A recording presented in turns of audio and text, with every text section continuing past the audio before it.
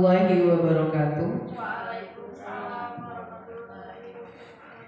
Yang saya hormati Ibu Kepala Sekolah SD Negeri 61 Rejang Lebong. Yang saya hormati Bapak Ibu Guru SD Negeri 61 Rejang Lebong. Pertama-tama marilah kita panjatkan puji syukur kehadiran Allah Subhanahu wa taala yang mana berkat rahmat dan hidayah dari Allah sehingga pada hari ini kita masih diberikan nikmat kesehatan dan nikmat kesempatan. Salawat beserta salam tak lupa kita sampaikan kepada junjungan kita Nabi besar Muhammad Sallallahu Alaihi Wasallam. Semoga sampai akhir zaman nanti kita selalu mendapat syafaatnya. Amin ya rabbal alamin.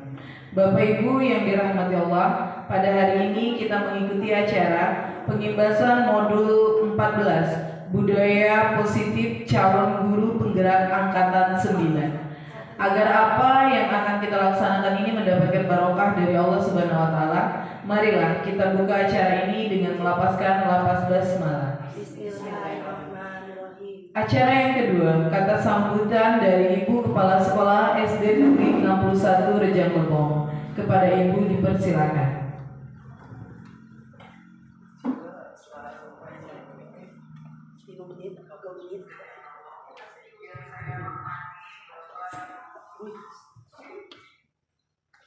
Assalamualaikum warahmatullahi wabarakatuh. Waalaikumsalam warahmatullahi wabarakatuh. Puji dan syukur kehadiran Allah Subhanahu wa taala yang senantiasa memberikan kita rahmat dan hidayahnya sehingga kita masih diberikan kesempatan untuk bertatap muka guna pengimbasan modul 1.4 budaya positif di lingkungan kelas dan sekolah yang nanti akan disampaikan oleh Ibu guru kita yaitu Ibu Widiawati SPDI, calon guru penggerak angkatan 9. Tak lupa pula salawat beriring salam mari kita kirimkan kepada junjungan kita Nabi besar Muhammad sallallahu alaihi wasallam. Allahumma sholli ala Muhammad wa ala ali Muhammad. Dewan Guru SD Negeri 61 Rejang Lebong yang saya hormati, pada kesempatan pagi hari ini kita sama-sama akan belajar dari calon guru penggerak angkatan 9 yang nanti akan disampaikan oleh Ibu kita Ibu Widiawati SPDI. Semoga apa yang disampaikan Ibu Widya nanti bisa kita laksanakan, bisa kita terapkan dalam pembelajaran kita di sekolah SD Negeri 61 Rejang Lebong. Nah, untuk Ibu Widiawati, saya selaku kepala sekolah hanya dapat memotivasi kepada Ibu Widiawati semangat dan tetap berusaha yang sebaik mungkin. Jadilah contoh yang terbaik di SD Negeri 61 Rejang Lebong ini. Semoga apa yang disampaikan Ibu Widiawati nanti bisa diimbaskan, bisa diterapkan dalam pembelajaran di sekolah SD Negeri 61 Rejang Lebong. Nah, untuk mungkin ini hal yang agak menyimpang dari pengimbasan ini. Dalam kesempatan ini juga saya akan menyampaikan bahwa tanggal 2 nanti kita akan dikunjungi oleh BPMP yaitu Bapak Rusmanto. Tolong disiapkan administrasi guru kelas itu baik absen, RPP, baik itu program harian, program tahunan. Hanya itu yang dapat saya sampaikan. Lebih dan kurang saya mohon maaf. Saya akhiri. Wassalamualaikum warahmatullahi wabarakatuh. Waalaikumsalam warahmatullahi wabarakatuh.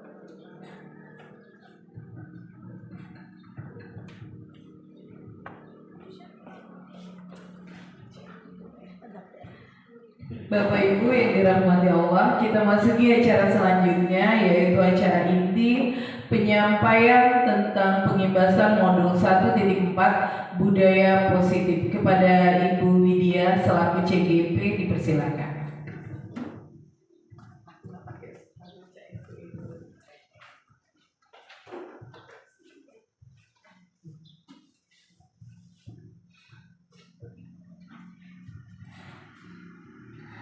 Assalamualaikum warahmatullahi wabarakatuh. Waalaikumsalam warahmatullahi wabarakatuh.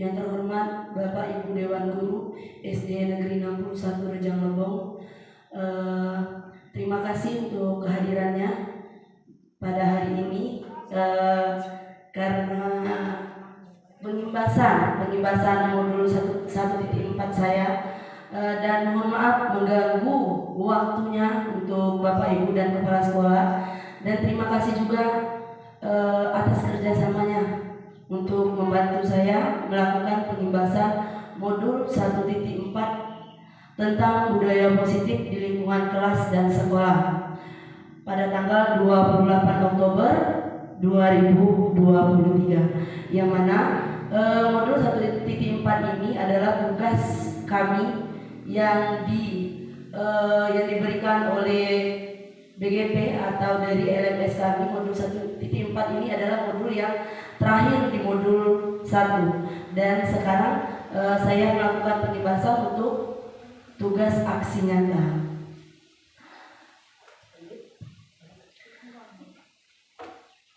Di sini kita mempunyai kesepakatan di dalam forum ini.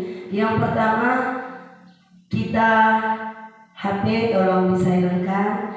Bagi yang mau bertanya silakan tunjuk tangan, dan boleh santai, boleh ke toilet dan selalu bahagia. Sepakat ya Bapak Ibu ya? Lanjut.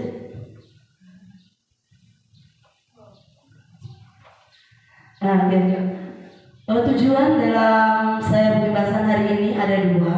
Yang pertama, memahami konsep inti budaya positif, dan yang kedua, menerapkan budaya positif di lingkungan kelas dan sekolah. Terus materi konsep inti budaya positif kita pada hari ini ada 6 poin. Yang pertama, disiplin positif. Yang kedua, nilai-nilai kebajikan universal. Yang ketiga, teori motivasi, hukuman dan penghargaan serta restitusi. Dan yang keempat, keyakinan kelas. 5, kebutuhan dasar manusia. Dan 5, posisi kontrol yang terakhir.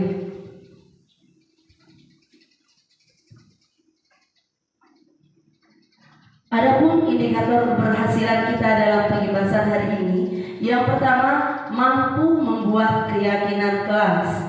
Yang kedua, mampu menerapkan disiplin positif. Dan yang ketiga, memiliki komitmen untuk menjalankan keyakinan kelas.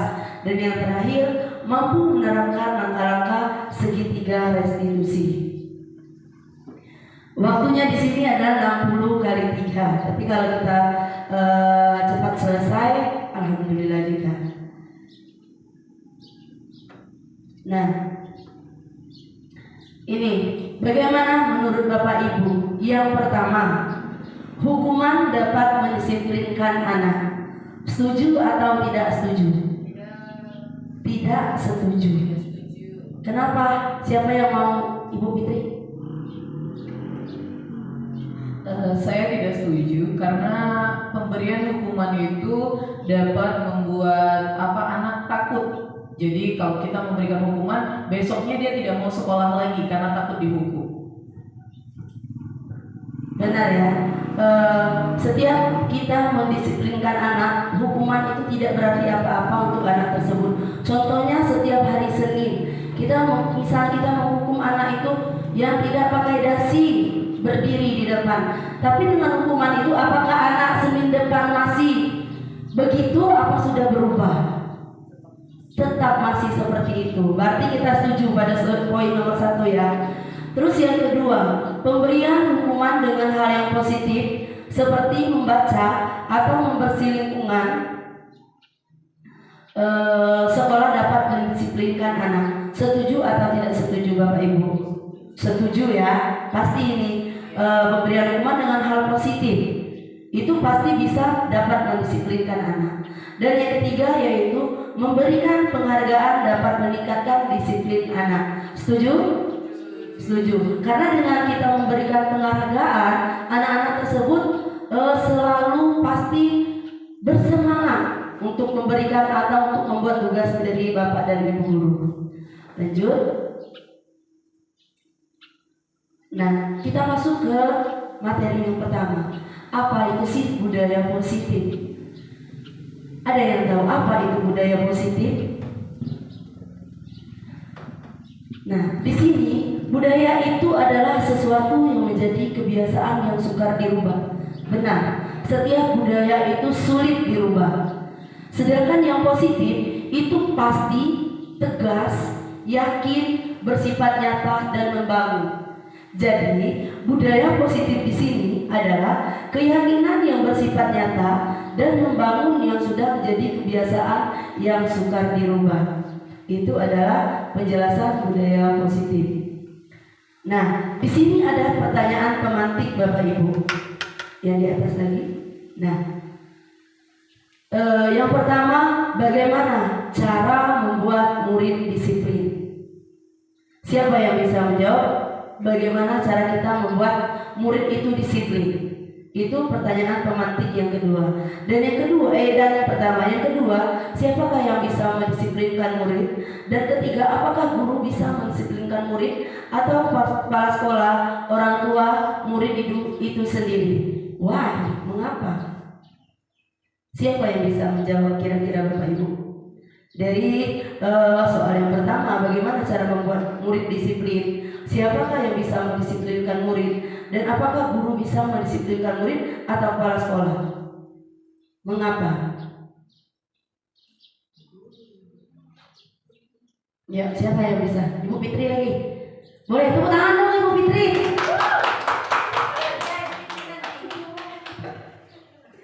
Yang pertama, bagaimana cara membuat murid disiplin? Pertanyaan bagaimana cara membuat murid disiplin. Mungkin kalau menurut saya ya Bu, dari gurunya dulu. Jadi kalau gurunya sudah disiplin, karena kan guru itu merupakan panutan oleh muridnya. Kalau gurunya sudah disiplin, insya Allah murid pun akan disiplin. Siapa yang bisa mendisiplinkan murid? Tentu guru. Karena guru itu contoh. Jadi setiap apa yang dikatakan guru, insya Allah murid-murid akan mencontoh yang baiknya. Pertanyaan yang ketiga, apakah guru bisa mendisiplinkan murid? Bisa, selagi guru bisa memahami seperti apa karakter siswa tersebut. Kalau kita memakai emosi, pagi-pagi udah emosi, datang melihat anak emosi, itu tidak bisa kita mendisiplinkannya. Tetapi kalau kita sudah membaca karakternya, tentang kedisiplinan sendiri dari gurunya, mungkin insya Allah bisa.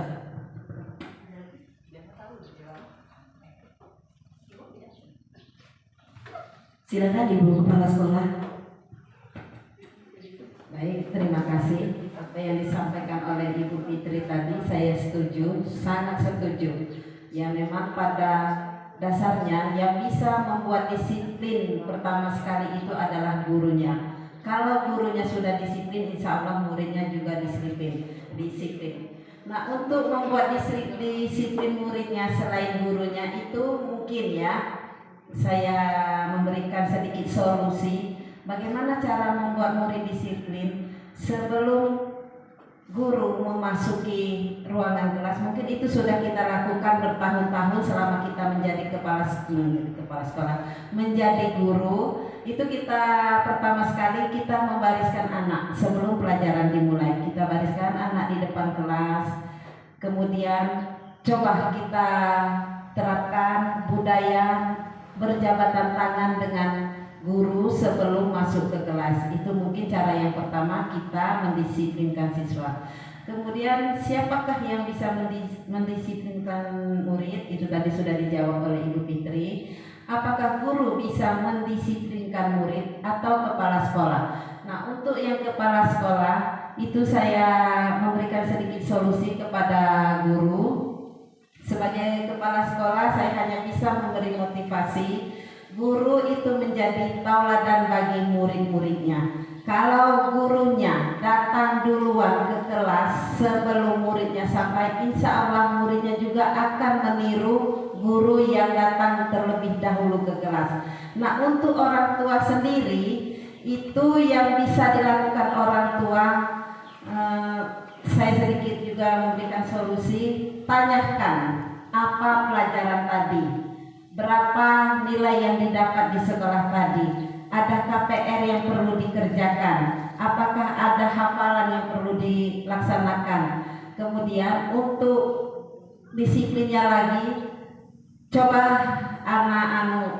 wali murid itu mencek anaknya pulangnya jam berapa, waktu mengaji jam berapa, kemudian waktu sholat jam berapa. Nah, mungkin itu yang bisa kita kerjakan sebagai orang tua murid. Nah, murid itu sendiri kita biasakan sebagai orang tua, jam 5 pagi kita bangunkan. Kita bangunkan anak kita, suruh mereka sholat subuh. Sebisa anak itu untuk melaksanakan sholat subuh, insya Allah dengan membiasakan anak-anak itu sholat subuh, maka disiplin akan tertanam di diri anak kita. Kemudian jam 6 biasakan anak kita itu mandi, kemudian berpakaian, sarapan, dan berangkat ke sekolah. Mungkin hanya itu solusi yang dapat saya sampaikan. Terima kasih. Terima kasih, tepuk tangan dulu untuk Ibu Fitri dan Ibu Kepala Sekolah Ibu Suprapti. Benar sekali, pendapat Ibu Suprapti dan Ibu Fitri itu benar. Semuanya sudah dijelaskan ya, sudah benar sesuai dengan ininya. Bagaimana cara murid tadi mendisiplinkan, siapa yang bisa mendisiplinkan murid? Sebenarnya ada guru, dari orang tua itu bisa semua, dari murid itu sendiri juga bisa. Yang penting murid itu sadar atas kedisiplinan. Lanjut, konsep disiplin positif ini merupakan unsur utama yang berjalannya budaya positif sekolah. Lanjut. Nah, disiplin positif di sini, yang pertama, maksud disiplin positif di sini tanpa kekerasan dan ancaman. Kita tidak boleh memberi ancaman atau memberi kekerasan kepada anak, dan sekarang juga ada undang-undangnya. Dan yang kedua, motivasi internal. Motivasi internal ini adalah motivasi dari dalam kita, baik dari guru, murid maupun orang tua.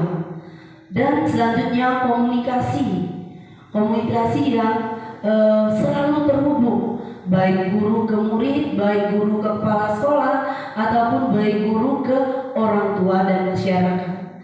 Selanjutnya, konsekuensi dan tanggung jawab, menghargai diri sendiri, dan adanya nilai-nilai kebajikan. Nanti saya akan menjelaskan nilai-nilai kebajikan. Disiplin positif merupakan unsur utama dalam terwujudnya budaya positif. Itu pasti.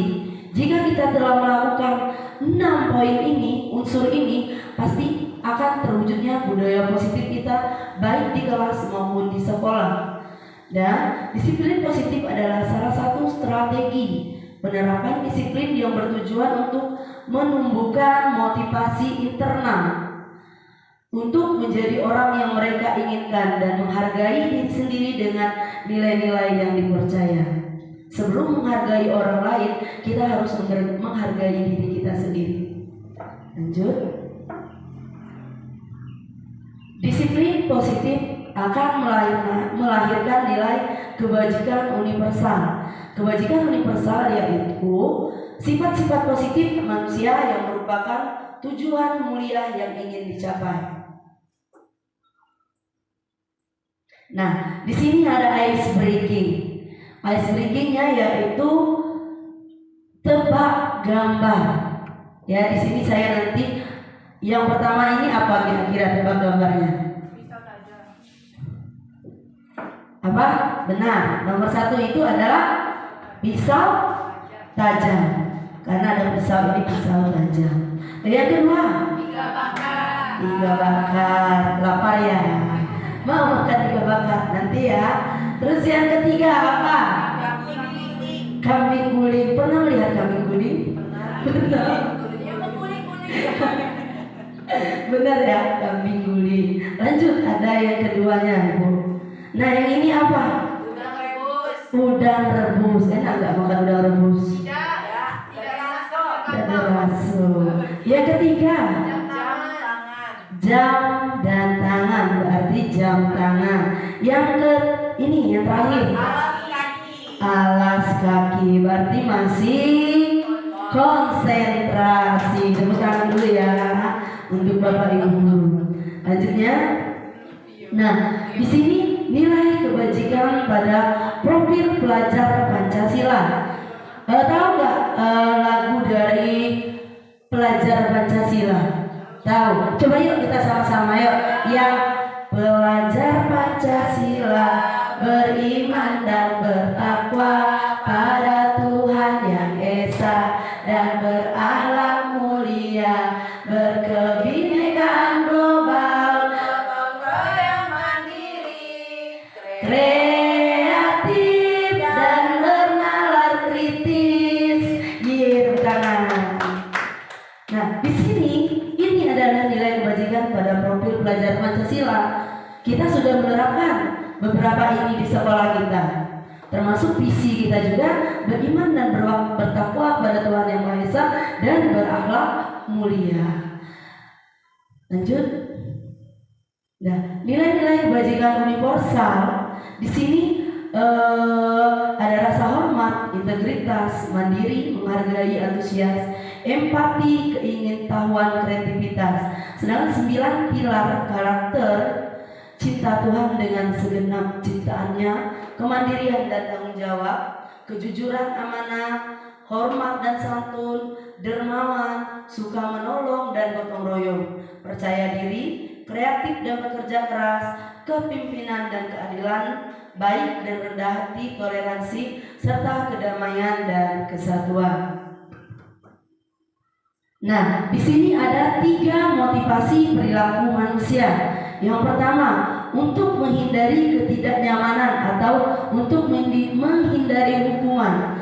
Apa yang terjadi jika saya tidak melakukannya? Pasti kita selalu berpikir, kalau tugas itu tidak benar, apa yang akan terjadi jika kita tidak melakukannya. Dan yang kedua, untuk mendapat imbalan dari orang lain atau institusi, apa yang saya dapat jika melakukannya.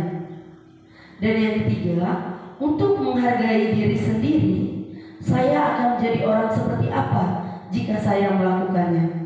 Pasti itu yang ada dalam pikiran kita, itu pun juga menjadi motivasi kita sebagai manusia. Benar ya Bapak Ibu ya? Nah, di sini ada 3 poin. Yang pertama, hukuman, konsekuensi, dan restitusi. Hukuman, konsekuensi, dan restitusi adalah perbedaan antara hukuman. Adakah perbedaan antara hukuman dan konsekuensi? Bila sama, di mana persamaannya? Bila berbeda, bagaimana perbedaannya? Nanti kita jawab. Nanti saya berikan sticky note. Kita lanjut dulu. Nah, di sini saya akan menjelaskan restitusi. Restitusi adalah proses kolaboratif yang mengajarkan murid untuk mencari solusi untuk masalah mereka dan membantu murid berpikir tentang orang seperti apa yang mereka inginkan dan bagaimana mereka harus memperlakukan orang lain. Itu adalah restitusi. Lanjut. Nah, di sini ada dihukum oleh penghargaan. Apa sih yang dimaksud dihukum oleh penghargaan itu? Itu saat kita berulang kali menjanjikan hadiah kepada anak-anak agar berperilaku tanggung jawab, atau kepada seorang murid agar mempelajari sesuatu yang baru, atau kepada seorang karyawan agar melakukan pekerjaan yang berkualitas. Kita sedang berasumsi mereka tidak dapat melakukannya atau mereka tidak akan memilih untuk melakukannya. Tapi dari kata-kata tersebut, anak-anak itu dari janji kita memberikan hadiah, itu pasti anak-anak bersemangat. Pasti. Di sekolah kita juga sering diterapkan, misalnya Ibu Fitri yang bisa hafalin sholat hadiahnya ini, Ibu Kepala Sekolah yang bisa hafal undang-undang hadiahnya ini, itu termasuk dihukum oleh penghargaan. Ya, paham ya Bapak Ibu? Selanjutnya, motivasi dalam diri sendiri atau intrinsik. Saat seorang anak belajar untuk pertama kali menggabungkan huruf-huruf dan kata-kata, serta menyadari bahwa ia dapat membaca. Timbullah pijar di matanya dan sebuah senyuman di wajahnya. Anak-anak tersebut begitu gembira bahwa ia telah mempelajari dan menguasai satu keterampilan yang baru. Kesadaran akan kemampuannya bahwa dia sudah dapat membaca sesungguhnya sudah merupakan sebuah penghargaan. Benarkah Bapak Ibu, setiap anak itu kalau mengetahui atau paham dengan hal yang baru, mereka bangga. Mereka selalu ingin kita puji. Pujian kita itu bentuk penghargaan kepada anak-anak. Ya, lanjut Ibu Listi. Nah, di sini ada perbedaan antara hukuman, konsekuensi, dan restitusi. Di sini kalau hukuman ini sesuatu yang menyakitkan yang harus terjadi dan tidak nyaman untuk murid atau anak untuk jangka panjang. Dan konsekuensi sesuatu harus terjadi, tidak nyaman untuk murid untuk jangka waktu pendek. Ya, paham ya perbedaan antara hukuman, konsekuensi. Sedangkan restitusi merupakan pilihan untuk anak-anak, terus menguatkan untuk murid dalam jangka waktu yang panjang. Korban di sini kalau di hukuman itu mendapatkan keadilan, sedangkan korban di konsekuensi anak-anak dibuat tidak nyaman. Dan kalau di restitusi korban itu mendapatkan ganti. Lanjut Ibu Tim, langsung ke bawahnya saja. Nah, berdasarkan bagian di atas, maka bisa kita simpulkan bahwa hukuman bersifat tidak terencana atau tiba-tiba. Kalau terencana bukan hukuman namanya. Benar ya? Anak atau murid tidak tahu apa yang akan terjadi dan tidak dilibatkan. Hukuman bersifat satu arah dari pihak guru yang memberikan dan murid hanya menerima suatu hukuman tanpa melalui suatu kesepakatan. Hukuman yang diberikan bisa berupa pusing maupun psikis murid anak disakiti oleh suatu perbuatan atau kata-kata. Kata-kata kita itu bisa membuat hukuman bagi anak-anak. Makanya kita harus dalam kelas maupun di lingkungan sekolah kita harus menjaga kata-kata kita. Lanjut. Sementara disiplin dalam bentuk konsekuensi sudah terencana atau sudah disepakati. Maksudnya di sini disiplin atau konsekuensi itu telah kita buat terlebih dahulu, baik itu sebelum kita memasuki awal pembelajaran di sekolah maupun di awal kelas. Konsekuensinya itu apa? Lanjut. Nah, di sini saya minta, ini ada soal 1, 2, 3, 4, 5, 6, 7. Ada 7 soal. Saya memberikan sticky note. Bapak Ibu silakan, apa sih antara tindakan guru ini masuk ke hukuman atau konsekuensi? Yang nomor 1 itu hukuman atau konsekuensi, selanjutnya sampai yang terakhir. Nanti saya berikan sticky note-nya.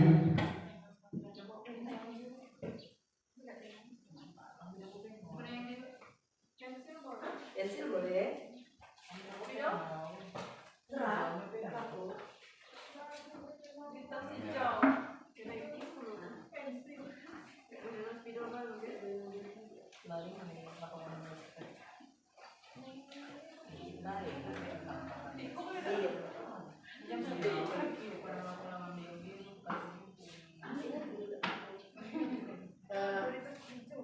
Nah, di sana kan ada sticky note. Bapak Ibu tolong apa sih yang pertama? Mencatat 100 kali dalam buku kalimat saya tidak akan terlambat lagi karena terlambat ke sekolah. Itu termasuk dalam hukuman atau konsekuensi.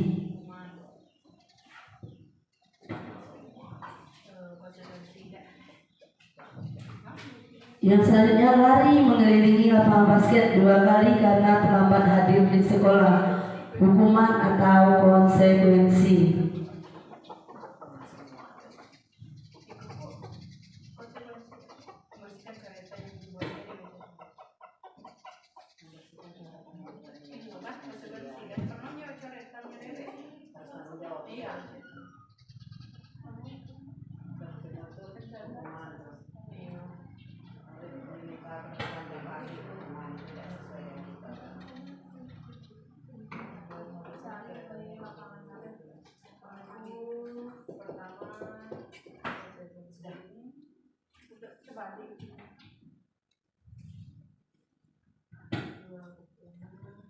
Sudah?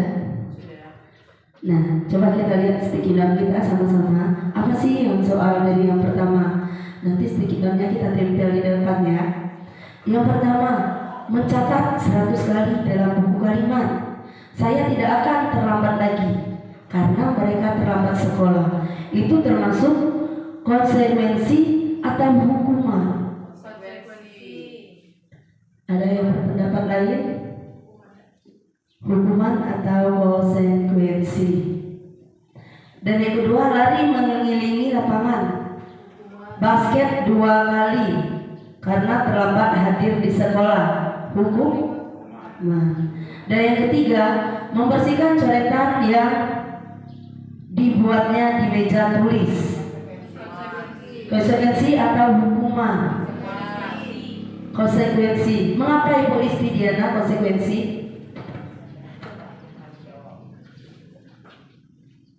Soalnya yang ketiga ini membersihkan coretan yang dibuatnya di meja tulis ini kan ini bentuk tanggung jawabnya, melanggar aturan sekolah gitu nah. Jadi menurut saya pendapatnya itu konsekuensi. Sepakat tidak konsekuensi? Sepakat ya, karena siapa yang salah itu yang bertanggung jawab. Terus murid diminta untuk push up 15 kali karena tidak menggunakan masker ke sekolah. Itu hukuman. Menggantikan kertas tugas teman yang telah dicoret-coret. Konsekuensi.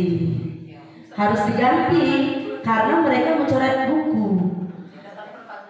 Iya benar, tindakan bertanggung jawaban. Selanjutnya berjemur di lapangan basket pukul 12 siang karena mengobrol dengan teman. Hukuman. Yang terakhir, murid diminta bertelanjang kaki sepanjang hari ini karena tidak menggunakan sepatu warna hitam sesuai peraturan sekolah. Itu adalah hukuman. Lanjut Ibu Ting. Nah, yang pertama di sini kita itu seharusnya membuat keyakinan kelas. Ya, membuat keyakinan setiap kelas itu harus ada keyakinan kelas. Gunanya apa itu keyakinan kelas? Untuk mendisiplinkan siswa. Ini waktu kelas 1 sudah saya buat. Ini adalah membuat keyakinan kelas, memberikan pertanyaan pemantik kepada peserta didik. Yang kedua, mengumpulkan data, mengelompokkan sesuai dengan nilai-nilai kebajikan, menyepakati. Dari kalimat-kalimat yang akan kita sepakati, yang kita tulis di papan tulis, kita anak itu dibuat dalam satu kelompok, mendiskusikan apa yang terbaik untuk keyakinan kelas kita. Mudah-mudahan setelah ini nanti ada keyakinan kelas di sekolah kita.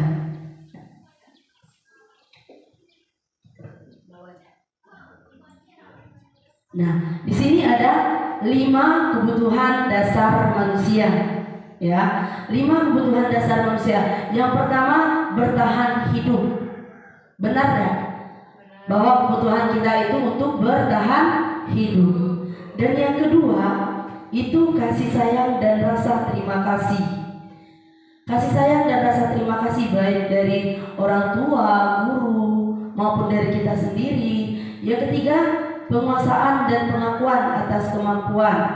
Yang keempat, kebebasan. Dan yang kelima, itu adalah kesenangan.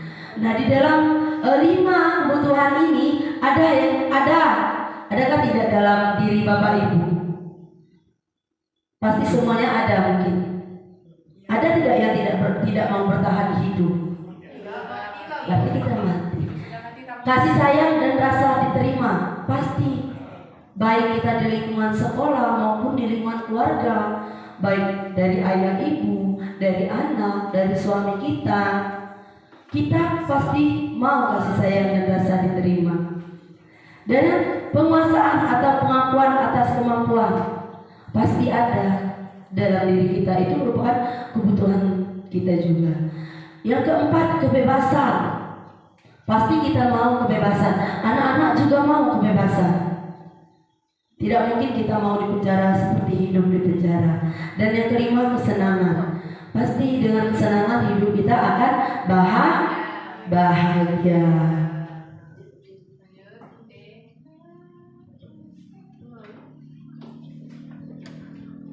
Nah, di sini Dinda seorang anak kelas 3 SD. Dari kebutuhan kita tadi ya Bapak Ibu ya. Dari kebutuhan kita tadi, Dinda seorang anak kelas 3 SD.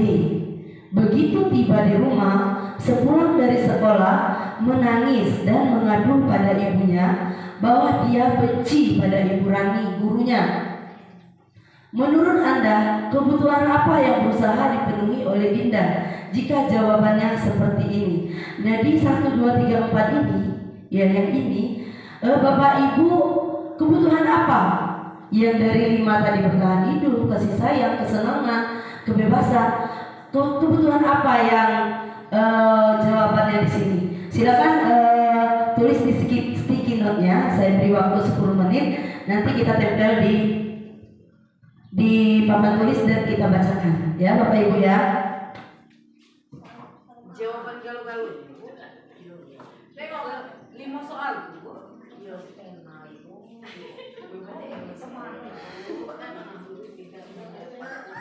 Pakai video lah. Video soal. Kasih sayang kan.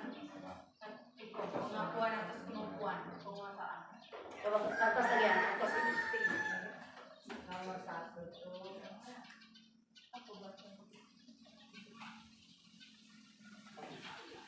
Kasih salah aku bosan masa belajarnya cuma itu bacaan kadang-kadang dulu aja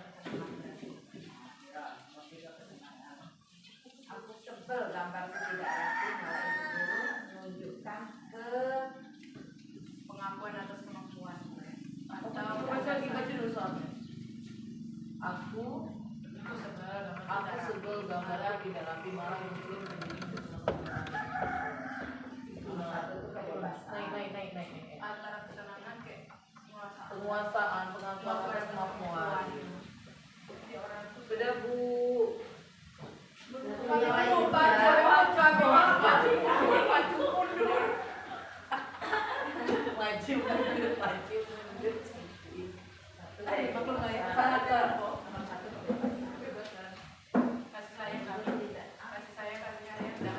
karena ada perbedaan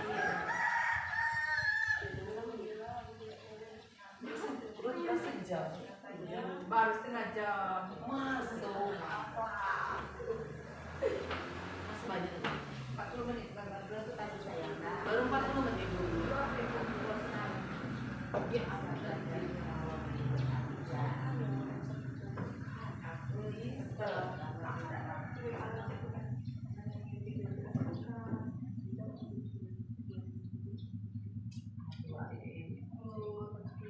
dari pena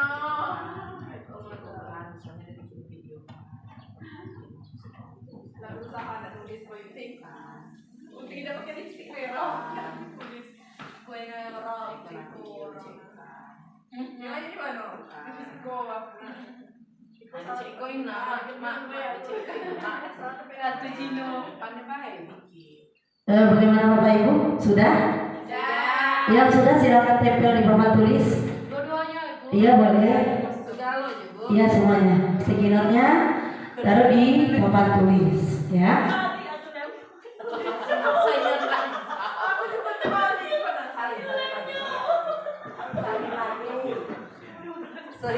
Silakan maju ke depan untuk taruh di papan tulis pendapat Bapak Ibu itu apa?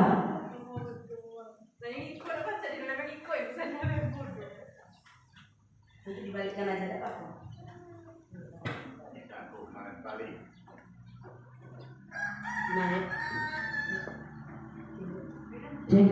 Nah, ini yang baru sudahnya baru Ibu Pink sama Ibu Pink. Dan yang lainnya, ayo kita masih menunggu ya.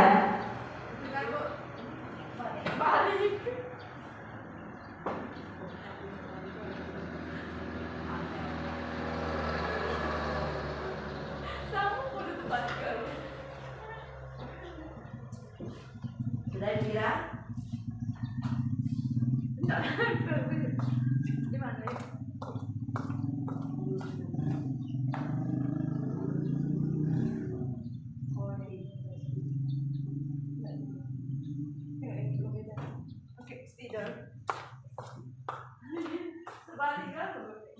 Ibunya lah sudah.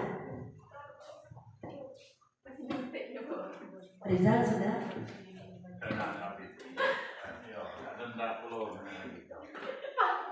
Pakai lipstick apa dah?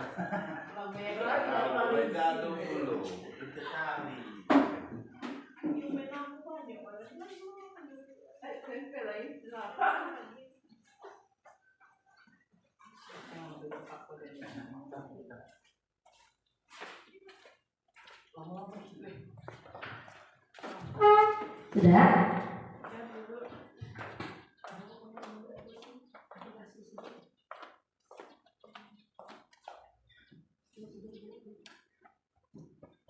Ibunya langsung balukan. Jadi nyampe gitu deh.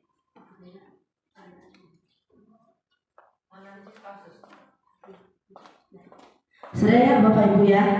Sudah semua ditempel. Ini saya yang bacakan, apa ada yang mau perwakilan?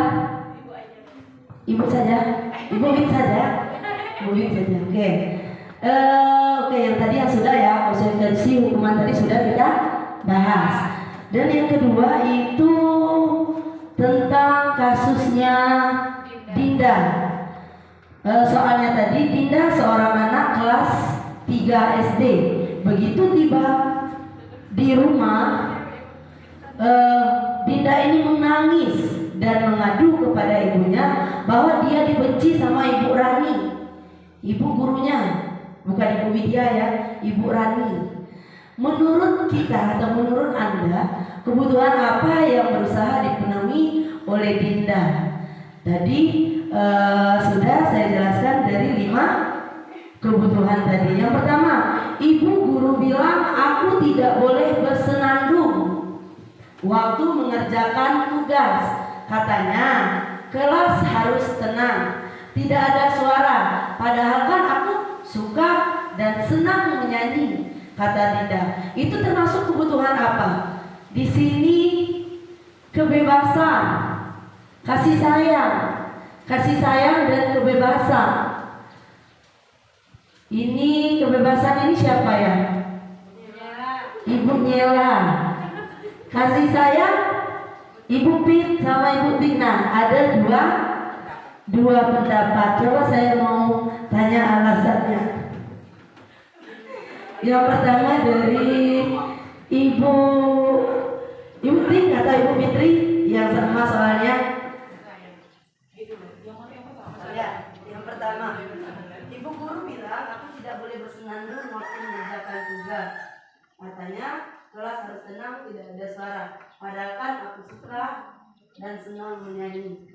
Kamu jawab. Baik, kenapa kita menjawabnya kasih sayang? Karena seorang siswa atau seorang anak itu mengerjakan sesuatu melalui hatinya. Jadi ketika dia bernyanyi, terkadang dia memiliki inspirasi baru mungkin dengan senandung. Kecuali dia teriak ya. Kalau ini tadi kan hanya bersenandung. Bersenandung itu mungkin dengan menggambar dia sambil nah kayak gitu. Nah jadi di sana kalau kita mendengarkan itu bentuk kasih sayang. Jadi seorang guru seharusnya memberikan pujian seperti itu dalam bentuk kasih sayangnya, sehingga kan inspirasi anak mungkin dengan senandung tercipta kayak gitu. Minat belajarnya tambah semangat, ceria kayak gitu. Daripada dia bengong kan inspirasinya tidak keluar, tidak muncul seperti itu. Dan yang kebebasan, Ibu, oke. Baik, saya mewakili yang jawaban dari kebebasan. Nah, untuk jawaban kebebasan itu, ini menurut pendapat kami yang menjawab kebebasan ya. Seiring dengan berjalannya kurikulum merdeka, maka kebebasan anak dalam melaksanakan pembelajaran itu sesuai dengan minat anak. Mungkin dengan adanya siapa itu tadi? Dinda melaksanakan pembelajaran dengan bersenandung itu seperti kata Ibu Fitri tadi, inspirasinya dapat. Dengan jalan bersenandung dia mendapatkan jalan jawaban dari pembelajaran yang sedang dia jalani. Mungkin hanya itu jawabannya. Sekali lagi, Dalam kurikulum Merdeka, terserah anak dengan jalan apa mereka melaksanakan pembelajaran. Yang penting pembelajaran yang kita sampaikan itu dapat dengan anak. Hanya itu. Terima kasih. Terima kasih untuk Ibu Fitri dan Ibu Suprapti. Benar, semuanya benar. Karena di sini kita tidak ada yang benar dan yang salah. Ini hanya pendapat. Untuk kasih sayang juga bisa masuk karena anak semua itu butuh kasih sayang dan kebebasan juga. Anak-anak juga bebas sesuai kata Ibu Kepala Sekolah tadi. Di kurikulum Merdeka ini anak-anak kita mengajar sesuai dengan kebutuhan murid, ya Bapak Ibu ya. Dan kita lanjut yang kedua. Ibu guru tidak menyapaku hari ini, padahal aku pakai jepit. Itu kebutuhannya apa? Kasih sayang, benar. Kasih sayang semua, ya. Karena setiap anak itu butuh perhatian, butuh mau dipuji, butuh perhatian.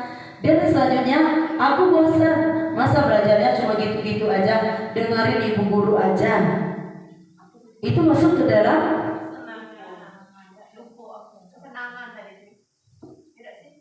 kesenangan. Aku bosan, masa belajarnya cuma gitu-gitu aja dengan ibu. Iya benar. Bahwa anak itu, kalau anak itu sudah bosan, kita sebagai guru harus mencari cara atau strategi untuk membuat anak itu tidak bosan. Bisa dengan ice breaking, belajar di luar kelas. Yang penting anak-anak itu paham dan tujuan pembelajaran kita tercapai. Selanjutnya, aku sebel gambarku tidak rapi, malah ibu guru nunjukin ke teman-temanku di depan kelas. Itu kebutuhan apa? Penguasaan, ya, penguasaan. Bahwa mereka ingin apa tadi itu? Mengaku kemampuan, ya, dari penguasaan tadi. Itulah tadi dari analisis ini. Kita lanjut ke, nah, di sini ada dunia berkualitas. Dunia berkualitas adalah tempat khusus dalam pikiran Anda, tempat Anda menyimpan gambaran representasi dari semua yang Anda inginkan. Bisa berisi seorang hal-hal yang dan apa saja yang terbaik dalam hidup Anda dan membuat Anda merasa bahagia dan terpenuhi kebutuhan dasar Anda. Menurut Dr. William Glasser menyebutnya seperti macam sebuah album foto, sehingga isinya tidak akan terlalu banyak, hanya akan terdiri dari beberapa hal saja yang sangat signifikan dan benar-benar terbaik dalam hidup Anda. Lanjut. Nah, di sini ada 5 posisi kontrol. 5 posisi kontrol ini wajib kita ketahui di lingkungan sekolah kita. Apakah kita posisi kontrol kita ini sebagai guru penghukum atau guru pembuat rasa bersalah atau teman dan pemantau manajer? Kalau dari dampak posisi kontrol penghukum ini, dampak atau hasilnya mendendam, marah, bersifat agresif. Dan kalau yang pembuat merasa bersalah itu kita merasa bersalah, gagal, emosi dan tertahan. Kalau kita sebagai guru itu, posisi kita sebagai teman, kita pasti akan senang, akrab dengan guru, dengan murid, dan murid itu pasti ketergantungan kepada kita. Dan pemantau, maksudnya pemantau di sini kita memahami konsekuensi dan apa yang harus kita pantau. Selanjutnya, manajer bertanggung jawab dalam mencari solusi. Kita jadi guru itu harus juga bisa sebagai manajer di dalam kelas. Ya Bapak Ibu ya. Lanjut Ibu Ti. Nah, di sini ada 5 posisi kontrol restitusi. Yang ada penghukum, pembuat rasa bersalah, teman, pemantau dan manajer. Di sini ada motivasi eksternal dan motivasi intrinsiknya dari 5 posisi kontrol kita tadi. Yang pertama, guru berbuat, menghardik atau menunjukkan. Itu menyakiti, itu termasuk dalam guru itu sebagai penghukum. Dan yang kedua, kita membuat berceramah, menunjukkan kekecewaan mendalam. Pernahkah kita di dalam kelas kita mengatakan kepada anak, saya kecewa dengan kalian, kalian tidak bisa ini. Berarti kita ini sebagai guru pembuat merasa bersalah. Penghukum, mungkin kita di sini sebelum saya mengetahui modul ini, saya sadar bahwa diri saya sebagai guru ini adalah penghukum. Dan selanjutnya teman membuatkan alasan-alasan untuk muridnya. Kita harus mendekati murid-murid kita, harus perhatian, sebagaimana kita menunjukkan kita berteman dengan murid-murid kita. Tidak ada batasan. Selanjutnya itu pemantau, maksudnya yaitu mengukur atau menghitung konsekuensi yang di dalam posisi kontrol kita tadi. Dan yaitu manajer. Di sini guru berbuat mengajukan pertanyaan-pertanyaan. Masih juga guru bisa berkata, hasilnya apa dari kita menghardik atau menunjuk anak-anak? Pasti anak-anak itu memberontak. Pernah kita menunjuk anak-anak itu, pasti anak itu memberontak dan melawan. Dan anak-anak itu sangat sensitif, pasti pendendam. Dan di dalam kalau kita membuat merasa bersalah, hasilnya anak-anak sering bohong. Dan teman, kalau kita di posisi teman, pasti anak-anak itu selalu bertergantungan kepada kita. Pemantau, hasilnya apa? Menyesuaikan bila diawasi. Kita mengawasi anak bisa menyesuaikan kebutuhan kita. Yang terakhir yaitu manajer. Manajer di sini hasilnya apa? Menguatkan watak atau karakter siswa kita. Lanjut Ibu Ting. Nah, di sini ada analisis kasus lagi Bapak Ibu.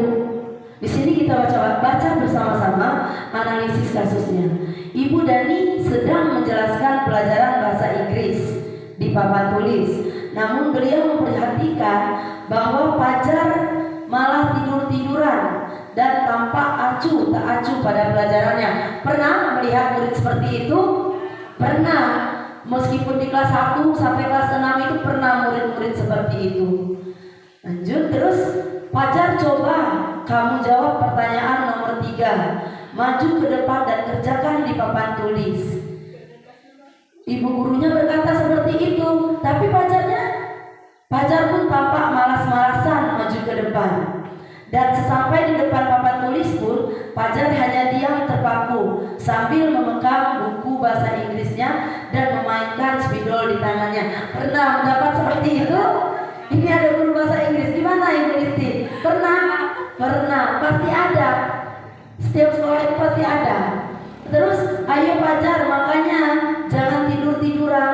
Lain kali perhatikan. Sudah sana, duduk kembali. Kira-kira siapa yang bisa? Fajar pun kembali duduk di bangkunya. Hal seperti ini sudah seringkali terjadi kepada Fajar. Seperti tidak memperhatikan, acuh tak acuh, dan nilai-nilainya pun tidak terlalu baik dalam pelajaran bahasa Inggris. Pada saat ditegur oleh Ibu Dani, Fajar hanya menjawab, tidak tahu Bu. Ibu Dani pun menjawab lirih, gimana kamu Fajar, kamu tidak kasihan sama ibu ya? Ibu sudah capek-capek mengajarkan kamu. Tidak kasihan sama ibu, dan Fajar pun dia membisu. Nah, dari posisi kontrol tadi yang di atas tadi, posisi kontrol apa yang diambil oleh Ibu Dani dalam pendekatannya kepada Fajar? Kira-kira apa tuh? Posisi kontrol apa yang diambil oleh Ibu Dani dalam perkataannya kepada Fajar? Tadi ada 5 kontrol. Jadi Ibu Dani ini posisinya terletak di mana? Guru pembuat merasa bersalah. Setuju? Ada yang lain? Pembuat rasa bersalah, karena di terakhir tadi ibunya bilang kamu tidak kasihan sama saya Fajar, begitu ya. Berarti posisi kontrol yang diambil itu adalah pembuat guru rasa bersalah. Dan yang kedua, membaca sikap Fajar, kira-kira kebutuhan apa yang diperlukan oleh Fajar? Teman. Berarti kebutuhannya teman. Kita sebagai posisi kontrol guru ya, guru kita sebagai teman. Kalau kebutuhan tadi apa? Kesenangan, kebebasan, kasih sayang. Itu apa kira-kira? Kebutuhan yang diperlukan oleh Fajar. Kebutuhan apa kira-kira?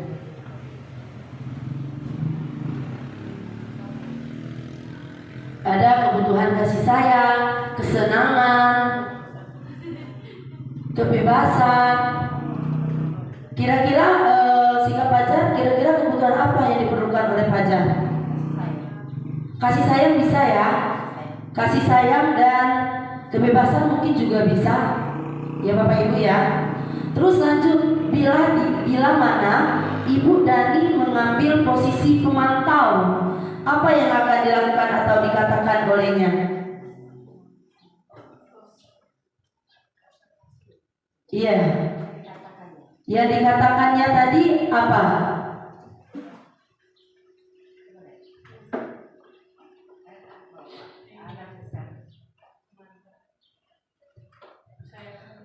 Banyak pertanyaan di sini. Apa konsekuensinya jika Fajar tidak mengerjakan tugas? Terus apa peraturannya? Apa yang telah kamu lakukan? Tadi kan sudah dijelaskan sama Ibu Dani. Apa yang telah kamu lakukan Fajar? Apakah kamu tidak kasihan kepada ibu? Seperti itu, ya.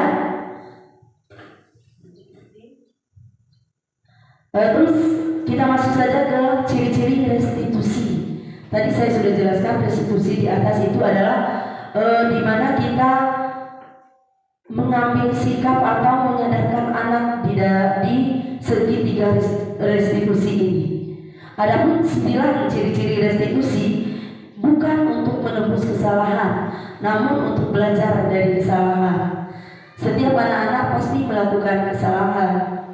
Terus memperbaiki hubungan, tawaran bukan paksaan. Yang keempat, restitusi menuntun anak untuk melihat ke dalam diri atau menyadarkan diri anak tersebut bahwa anak tersebut melakukan kesalahan.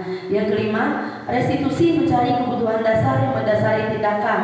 Dan yang keenam, restitusi adalah cara yang paling baik. Restitusi fokus pada karakter, bukan tindakan. Yang kedelapan, restitusi fokus kepada solusi. Setiap masalah itu pasti ada solusinya. Dan yang kesembilan, restitusi mengembalikan murid yang berbuat salah pada kelompoknya. Ke bawah yang penting. Nah, di segitiga restitusi ini ada tiga tindakan yang kita lakukan kalau kita menerapkan segitiga restitusi. Yang pertama, menstabilkan identitas. Yang kedua, validasi tindakan yang salah. Yang ketiga, menanyakan keyakinan. Jadi penting. Nah, menstabilkan identitas di sini maksudnya jika anak itu salah, tidak membuat PR, kita sebagai guru tidak perlu marah-marahin ini. Si Arga tidak buat PR, kamu ini malas-malas. Tidak, yang harus kita lakukan itu apa? Berbuat salah itu tidak apa-apa. Tidak ada manusia yang sempurna. Seperti itu. Kita harus lembut kepada anak. Ya. Ya, kita juga sebenarnya apa yang anak lakukan di SD sekarang itu pernah kita lewati, pernah kita lakukan. Saya yakin itu, apalagi gupit ya. Terus apa? Banyak yang akan kita lakukan, kita beri tindakan kepada anak.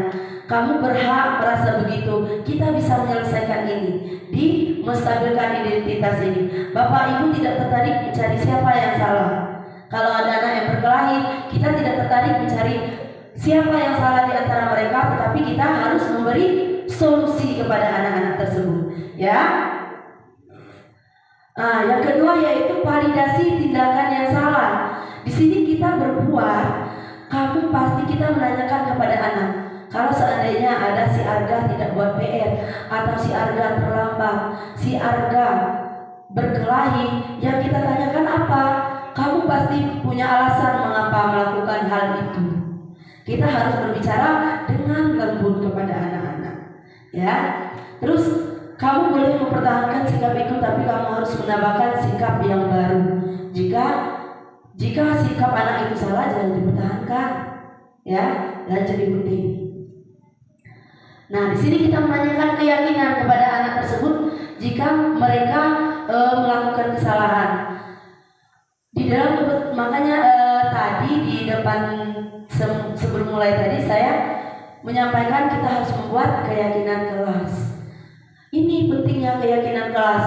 Di saat anak itu salah, tidak buat PR atau apa, kita bisa menanyakan kepada anak, apa sih keyakinan kelas kita?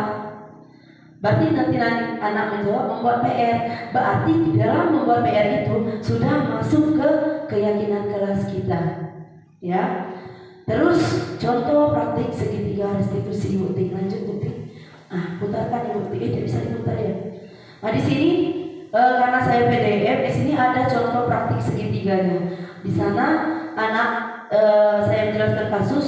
Jika anak tersebut main lato-lato ataupun yang saya restitusi saya kemarin itu dari anak kelas 1 tidak membuat PR.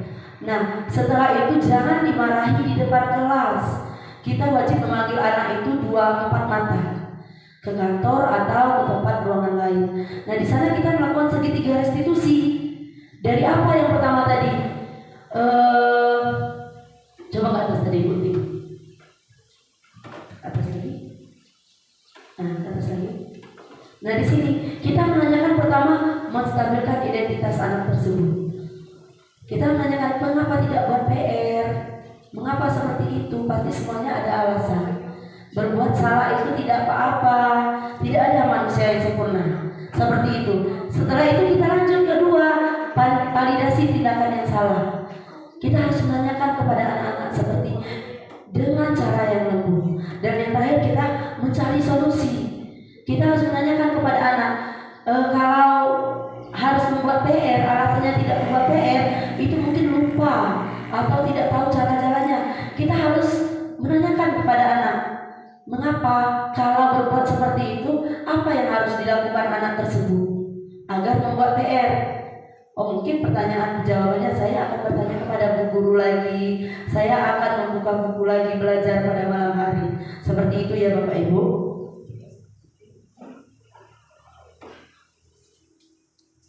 Nah, sekian dari saya. Setelah itu tadi saya membuat kesimpulan bahwa di dalam kita melakukan lingkungan budaya positif ini, kita harus menerapkan beberapa tindakan-tindakan dan kita juga harus mengontrol diri kita, sadar di mana posisi kita.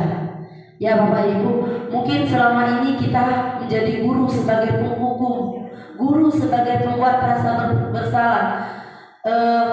Mungkin setelah pengibasan ini kita semua bisa menerapkan atau mengimplementasikan bagaimana posisi kontrol kita. Apakah kita harus menjadi seorang yang penghukum terus? Sepertinya tidak ya Bapak Ibu, karena dalam hukuman itu tidak akan mendisiplinkan anak. Contohnya tadi, kalau kita upacara setiap anak tidak bawa topi, minggu depannya lagi pasti anak itulah yang tidak bawa topi. Jadi hukuman itu tidak bisa mendisiplinkan anak. Ya, kita juga harus bisa sebagai guru menjadi sebagai manajer, bukan kepala sekolah aja, karena kita guru di dalam kelas. Kalau kepala sekolah itu semua ruang lingkup di lingkungan atau untuk warga sekolah. Sedangkan kita guru di dalam kelas, kita harus menjadi seorang manajer, bisa melakukan apa saja, bisa menjadi teman, menjadi manajer, mencari solusi yang terbaik untuk anak didik kita. Ya Bapak Ibu, di sini apakah ada yang bertanya? Tidak ya? Oke. Sebelumnya saya mengucapkan banyak ribuan terima kasih kepada Bapak Guru SD Negeri 61 Rejang Lebong dan terkhusus Ibu Kepala Sekolah Ibu Suprati yang mana mendukung saya, memberikan motivasi dan selalu bekerja sama guru dan saya. Alhamdulillah sampai sekarang masih kuat bertahan. Semoga doakan saya, semoga saya tetap semangat sampai bulan April 2024 ya. Masih lama Bapak Ibu. Semoga saya sehat selalu. Dan saya tutup, wabillahi taufiq wal hidayah. Wassalamualaikum warahmatullahi wabarakatuh. Saya kembalikan mikrofon kepada pembawa acara.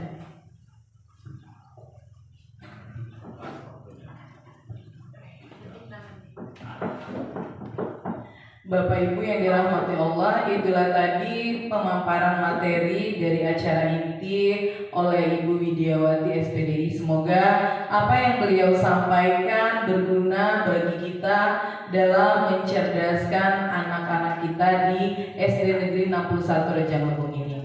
Bapak Ibu yang dirahmati Allah, marilah kita tutup acara ini dengan bersama-sama melapaskan lapas hamdalah.